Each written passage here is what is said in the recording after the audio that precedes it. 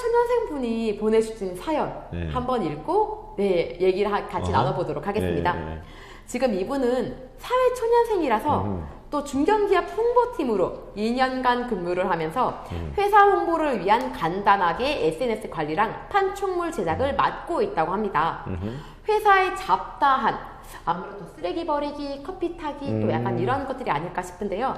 잡다한 업무를 하고 있다는 생각이 들 때가 종종 있습니다. 나는 판촉물을 만들고 간단한 영상을 만드는 일이 회사를 위한 일임에도 확실하지만 전문적이기보다는 조금 비전문적이다라는 느낌을 많이 받으시나 봐요.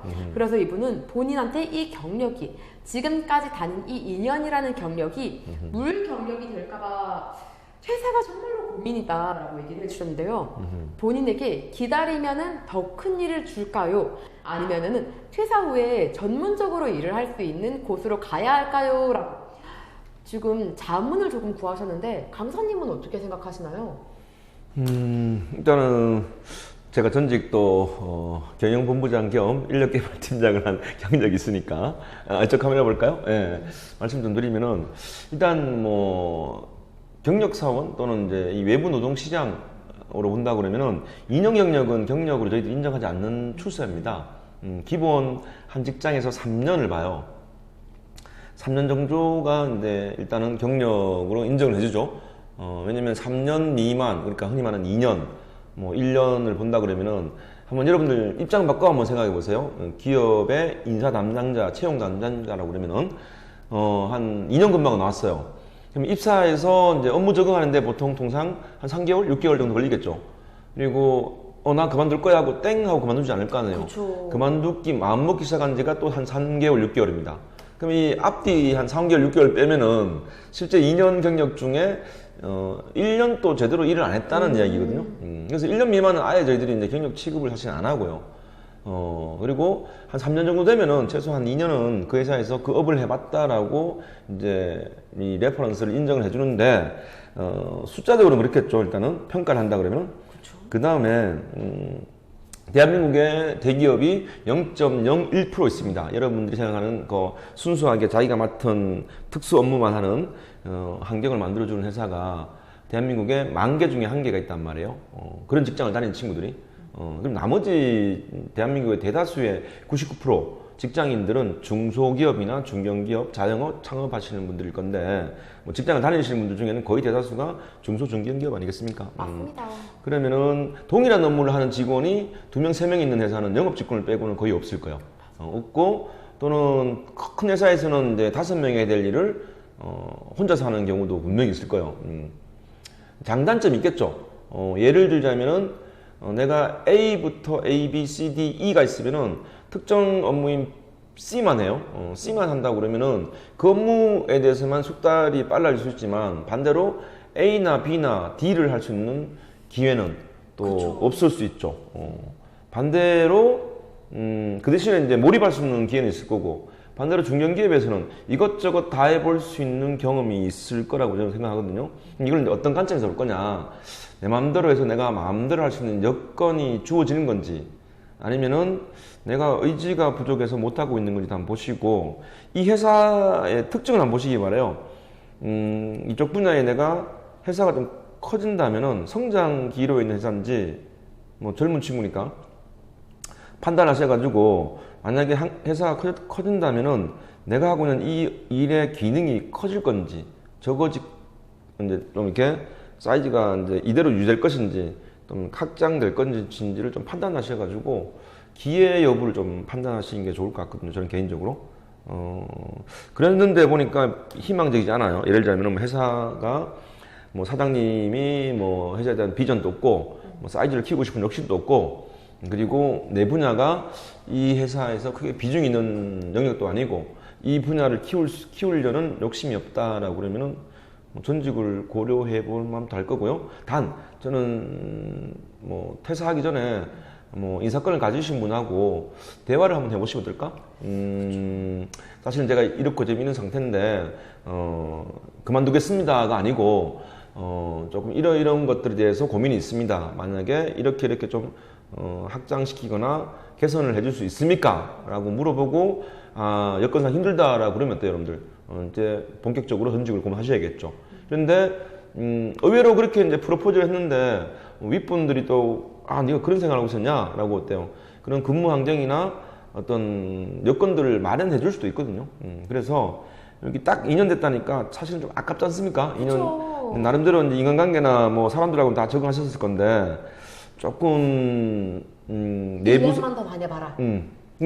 다니는데 무모하게 다니지 마시고 예, 그분 그 인사권을 가지고 있는 분이나 이 업에 대해서 직무에 대해서 어느 정도 조정권을 가지고 있는 분하고 면담을 하셔가지고 본인의 의사를 좀 얘기해 보시는 게 어떨까 하는 생각을 좀 해봐요. 네, 좋습니다. 아까 그러셨잖아요. 후임 좋은 일 할 필요는 없잖아. 우리끼리 얘기로. 예. 그리고 저도 지금 이 사연을 조금 들으면서 2년이라는 얘기도 너무 아까 강사님께서 얘기해 주신 것처럼 아쉬웠고요. 잡다한 업무를 하고 있다라고 얘기를 하셨는데 그 잡다한 업무가 얼핏 보면 이것저것 내가 다 하고 있어 라고 얘기를 하실 수 있는데 나는 이것저것 조금씩 다 할 수 있는 사람으로 성장할 수도 있다라는 조금 긍정적인 면도 있어요. 왜냐면은 대기업에 다녔었던 분을 소개팅을 잠깐 해봤을 때 여기서 약간 사례로 좀 얘기를 하자면은 그분은 소개팅 하셨어요? 네, 옛날에 한 달 전에 예? S전자에 잠깐 다니셨던 분이랑 만났었을 때 본인은 정말로 이 디스플레이가 좋아서 S전자로 들어갔었고 실제로 디스플레이 부분에 들어가서 일을 하는데 3년 동안 내내 여기 TV로 보면은 전원장치 그거 하나만 주구장창 판다라는 거죠. 자기가 정말로 알고 싶었던 거는 어떻게 해서 이 디스플레이가 만들어지는지 이 액정 화면은 어떻게 되는지 안에 회선은 어떻게 되는지 그런 모든 것들이 궁금했는데 정말로 대기업에 가니까 나는 하나의 부품 공장처럼 디스플레이 이 전원 하나만 계속 잡고 있다라는 거죠. 그래서 본인은 이게 싫어서 퇴사를 했다고 하시더라고요. 그리고 지금 만약에 돌아갔으면은 퇴사를 안 했을 거다 라고 얘기를 하시긴 하시던데 그러니까 생각나는 게 하나 있는데 최근에 제가 지지난주인가 사적인 자리에서 이제 이런저런 얘기를 하다가 이제 헤드헌팅을 하는 회사의 대표님이 계세요. 술자리에서 이런저런 얘기를 했었는데 헤드헌팅 조건이 이렇다 하더라고요. 만약 대기업에 다녔던 이제 만약에 경력 사원이지 않습니까? 네. 그분을 헤드헌팅 할 적에 그 대기업이나 중견기업 정도 사이즈 또는 중견기업에 있으면 소기업 무슨 얘기냐면은 사이즈가 너무 차이가 나는 회사에는 추천을 안 한대요. 무슨 얘기냐 10명 정도 사이즈가 되는 회사에서 경력 사원을 뽑는데 한 1000명, 10,000명 회사에서 근무했던 사람이 들어오면은 네. 적응을 못 한답니다. 뭐 그런 것처럼 또 왜 적응을 못 할까 보니까 대기업은 가면 갈수록 직무가 세분화돼 있고, 네. 중소 중견기업은 너무 이제 포괄적이고 브로드하게 됐으니까, 네. 포괄적으로 됐으니까 그래서 아마 그 업무에 장단점이 있는 것 같아요. 그렇게 보시면 어떨까 하는 생각 들고 이 잡다한 업무라는 게 어느 정도로 내 업무에 영향을 미치는지를 한번 고민해 보시면 좋을 것 같아요. 그렇죠. 물론 쉽지 않으리라고 생각이 듭니다만 그럼에도 불구하고 어떻게든 간에 나에게 조금 도움이 되는 방향으로 생각해 보시면 어떠신지 그리고 2년이라는 시간이 너무나도 아깝기 때문에 1년만 조금 더 생각을 해보시면 어떠신지라고 조심스럽게 젊은 친구들 그런가? 아니다 싶으면 바로 나오는 거 아닌가? 어찌됐든 네. 제가 드리고 싶은 이야기는 그만두시기 전에 담당자와 사직 이야기라기보다는 퇴사 이야기를 하기보다는 근로 환경이라든지 근무 환경 개선과 본인의 의지를 한번 얘기해 보시는 것은 어떨까 하는 생각을 좀 해봅니다. 예. 너무 좋습니다. 예. 네, 그럼 저희 두 번째 사연으로 한번 넘어가 보겠습니다. 저는 관리자로 있는 40대 직장인입니다. 큰 회사든 작은 회사든 주변 사람들과 제가 근무하는 회사만 보더라도 요즘 퇴사와 입사를 반복하는 MZ세대 친구들이 늘어나고 있다는 것을 체감하고 있습니다. 혹시 여기서 저희 강사님이 지금 이분 주신 분이 팀장님급이신 것 같거든요. 그렇네요. 40대라고 하시니까 네. 이러한 팀장님을 많이 만나보고 계실 듯 한데요. 이런 사연 조금 들어보신 적 있나요? 너무 많이 들어보죠. 너무 많이. 그렇죠. 근데 지금 이 사연자 분께서는요. 이런 MZ세대 분들이 직장에 잘 적응할 수 있도록 하는 것이 돕는 것이 나의 역할이라고 생각을 하는데 어떻게 하면은 이 친구들의 마음을 좀 헤아리면서 퇴사를 막을 수 있을지 또 성장을 돕고 싶은데 어떻게 하면은 성장을 도울 수 있을지 네, 좀 더 회사에 정을 붙일 수 있도록 팀의 분위기와 회사 문화를 만드는 방법에는 어떠한 것들이 있는지 조금 의견을 묻고 싶습니다라고 네 사연을 보내주셨습니다. 훌륭하신 팀장님이신 것 같은데. 그렇죠. 뭐 기업 현장을 저희들이 컨설팅하고 강의를 하고 하다 보면요, 대다수의 이제 언더백 기업, 중소기업, 뭐 중견기업 정도 되겠죠. 중견기업도 뭐 매출이 몇 조 사이즈인 회사도 있고요. 또는 뭐 중소기업 그래도 직원이 뭐 200~300명, 매출로 치면은 뭐 1,000억 내가 넘는 회사들이 있는데, 대다수 이런 회사들인 것 같아요. 이제 너무 상향 평준화돼 있다 그러나? 우리 지금 MZ들이 바라보는 직장에 대한 거, 우리 왜 뭐 연봉 초임이 신입사원이 4천만 원이다 라고 하는 얘기를 많이 하잖아요. 근데 그 4천만 원이 10,000명 중에 1명이라는 거죠. 대한민국에 있는 대기업이 0.01% 정도가 대기업이니까, 그럼 그 대다수는요 그렇지 않다는 거죠. 여러분 잘 아시는 것처럼 뭐 중위소득 보시면은 뭐 260만 원 선이고, 뭐 대한민국 전체 근로자의 평균 임금이 332만 원 정도 수준인 걸로 제가 알고 있는데, 일단 그런 MZ 세대들의 문제도 있을 수 있고요. 근데 막상 들어오니까 이제 이 근로 환경이나 이 근무 여건이 갭 차이가 심할 수 있지 않습니까?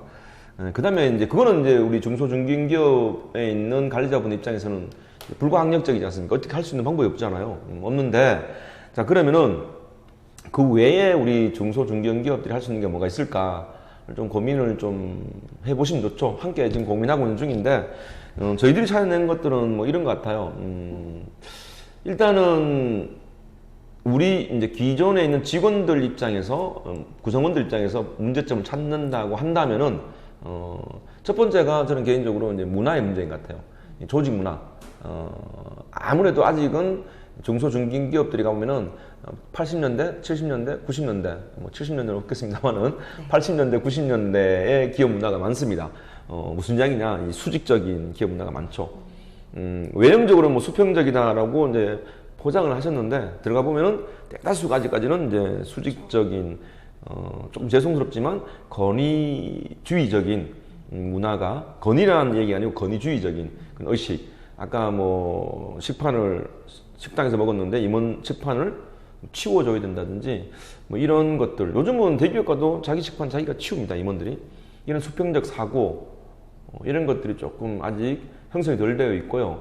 그리고 무엇보다 이제 두 번째 저는 지적하고 싶은 게 언어의 재배열, 언어 문제인 것 같아요. 말투, 말씨, 존경받고 존중하면서 살아온 MZ세대들입니다. 특히 G세대들인데, 이 친구들이 가서 적응 못하는 게 중에 보면은 말투 때문에 그래요. 야, 어여, 뭐 이런 식으로 한 2~3개월만 지나면 바로 야자가 되는 문화, 그리고 이제 뭐 감정을 실어서 하는 뭐 인신공격형 말투라든지 뭐 이런 거. 가끔 저희들이 지금 중견기업 회사 대표들 만나도 직장 내 괴롭힘 신고받아서 뭐 이 분리 조치하고 이것도 뭐 노동부에 왔다 갔다 오고 이런 얘기도 많이 얘기를 하고요. 근데 문제는 이제 기존 직원들이 그걸 인식을 잘 못한다는 거죠. 내가 이제 후배를 양성하는 데 있어가지고 했던 말 중에 조금 이제 언짢거나 이러면은 이제 텐션이 좀 올라갈 수 있지 않습니까? 그렇죠. 게이지가 올라가거나 이제 뭐 이럴 수도 있고 이런 게 있는데, 네. 이런 것들에 대한 민감도가 확실하게 기존 세대들하고 이 MZ 세대들하고 좀 차이가 있는 것 같아요. 있는 것 같고, 그래서 뭐 저희들이 하는 얘기가 이제 상호 존중하는 기업 문화를 좀 만드셔라. 그래서 이제 말투도 또 부탁할 때도 업무 지시를 할 때도 아주 명령적 권위적인 말투보다는 청유형 부탁 좀 합니다라는 이런 말투, 또는 뭐 업무 지시가 끝나고 나면은 고맙습니다, 감사합니다, 수고했어요 이런 말투, 우리 흔히 말하는 뭐 좀 상호 인정해주고 지지해주고 격려해주고 칭찬해주고 상호 좀 도움을 주는 그런 언어들이 우리 조직에 좀 많이 이제 정착이 되면은 MZ들 입장에서는 조금 더 근무하기가 좋지 않을까라는 생각을 좀 해보고요. 뭐 급여가 문제인가라는 생각보다는 이런 근로 환경이라든지 그들이 하고 싶은 업무 여건이 되어 있는지 좀 살펴봐 주시는 게 어떨까 하는 생각을 좀 해봤습니다. 예. 감사합니다. 실제로 이제 제 주변에 직장인 친구들만 다 잘 본다 하더라도 이제는 대부분 분들이, 회사분들이 이제 수평적인 문화를 많이 선호한다고 하더라고요. 그래서 누구누구씨, 누구누구님 위치라고 많이 표현을 하는데, 심지어 제 친구 회사는 이제 게임 회사다 보니까 영어 이름을 지어서 친구가 이제 엠마예요. 그럼 이제 엠마 씨라고 불린대요. 그럼 이제 엠마 씨라고 불리고 바이올렛 씨라고 불리는데, 이렇게 바이올렛 님, 바이올렛 씨라고만 부르고, 뒤에 아까 저희 강사님께서 얘기하신 것처럼 말의 어미라든지 어떻게든 간에 시키는 위치라면은, 시키는 위치와 이제 시킴을 당하는 위치에 계신 분들은 호칭만 수평이고 결국에는 권위적인 문화가 결국에는 또 수직적인 문화가 그대로 녹여 있다라고 하더라고요. 그래서 정말로 한 번쯤은 언어를 한 번 더 조금 더 돌아보시면 어떠신지, 물론 지금도 훌륭하게 잘 하고 계시겠지만은 한번 돌아보시면 어떠신지라고 조심스럽게 권유 드려보겠습니다. 그거 혹시나 또 오해하실 것 같아서, 그러니까 이런 겁니다. 그러니까 직장이라는 게, 조직이라는 게 직무의 위계는 분명히 있습니다. 네. 이게 이제 사람의 위계가 아니라 하위 직무라고 그러죠. 이 듀티라고 그러는데, 인사에서는 하위 직무의 업무를 수행하는 이 타스크를 수행하는 직원들이 있고요. 그런데 이렇게 직무가 수반된 것을 이제 우리가 의사 결정하는 또 상위 직무의 직무를 수행하는 이 직무의 위계는 있겠죠. 근데 그 위계를 무너뜨리자는 게 아니고, 대화 속에서 이제 그 흔히 말하는 리더와 팔로의 대화 속에서 상호 리스펙하는 어떤 그런 기업 문화를 말하는 거니까, 진정 우리는 수평적인 조직 문화인가를 한번 검토해 보시고, MZ들이 또 뭐 좀 즐겁게 근무할 수 있는 소소한 이벤트 같은 것도 한번 해보시면 어떨까? 이번 질문하신 우리 팀장님인지 누군지 모르겠지만 관리자분이신 것 같은데, 그런 거 있잖아요. 뭐 옛날에 저희들이 했던 것처럼 뭐 사다리 타기를 할 수도 있고요. 갑자기 뭐 커피 한잔 돌릴 수도 있고요. 또는 뭐 조회를 한다면은 스탑. 예, 싫습니까? 스탑. 여기서 사다리 타기라는 게임을 뭐 예를 들자면 무슨 뭐 소소한 이벤트 있잖아요. 예, 그래서 뭐 제가 아는 어떤 회사는 그런 걸 하더라고요. 한 달에 한 번씩 추첨을 해요. 명함 추첨을 해가지고 추첨이 되면은 그날은 그 기간에 있는 장이죠. 네. 장하고 뭐 본부장급 정도 될 겁니다. 네. 점심 식사를 하고 깜짝 유급 휴가를 준대요. 오, 너무 좋다. 오후. 네네. 반차죠, 반차. 네네. 그래서 이제 한 달에 한 번씩은 이제 좀 힘들 때 점심식 아침 조식 시간에 이제 뽑아서 만약에 이다원 뽑혔어요. 그러면은 거기에 있는 이제 일종의 뭐 공장장급 아니면은 이제 뭐 본부장급 하고 식사를 하고, 그리고 식사가 난 날 바로 퇴근한답니다.